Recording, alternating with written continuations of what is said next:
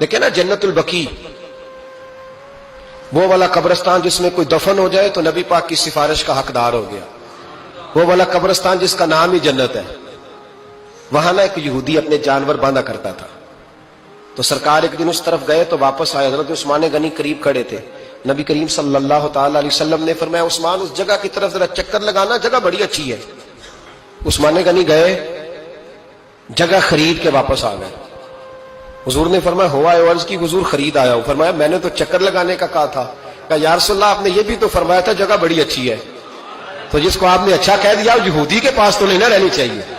تو میں نے خرید دی. شرم نہیں آتی لوگوں کو.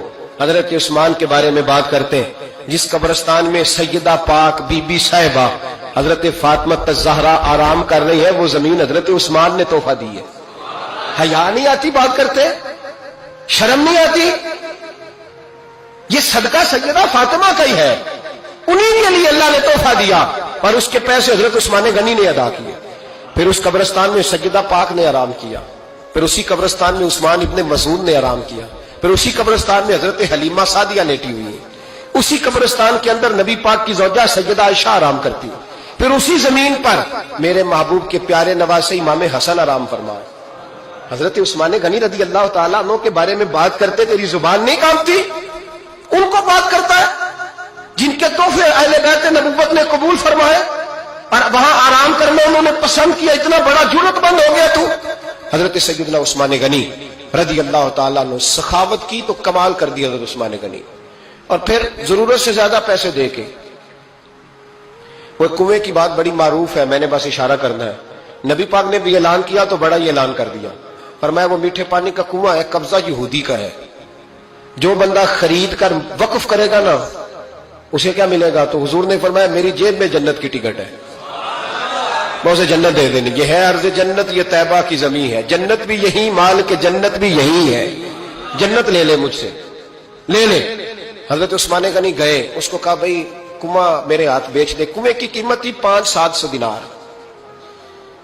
تو حضرت عثمان 500-600 دینار کل کنویں کی قیمت تھی. جناب عثمان غنی گئے، یہودی کو پتا تھا کہ یہ خریدنا چاہتے ہیں. فرمایا یار یہ کنواں بیچ دو. کہنے لگا نہیں بیچنا. فرمایا قیمت منہ مانگی.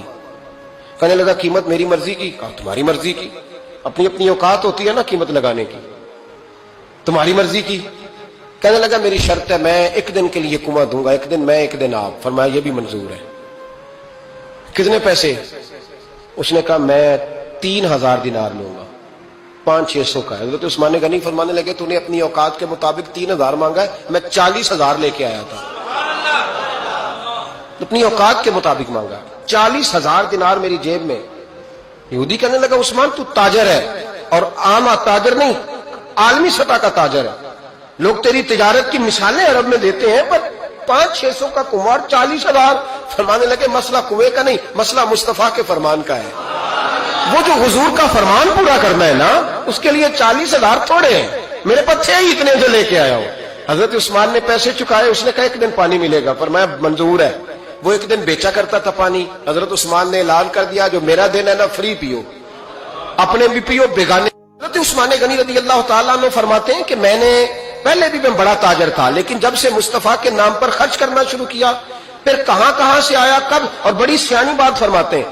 آپ فرماتے ہیں میں کلمہ پڑھنے سے پہلے تجارت کو وقت زیادہ دیتا تھا، اور مسلمان ہونے کے بعد میں نے تجارت کو ٹائم تھوڑا دیا، پر اللہ نے روزی مجھے زیادہ عطا فرمائی.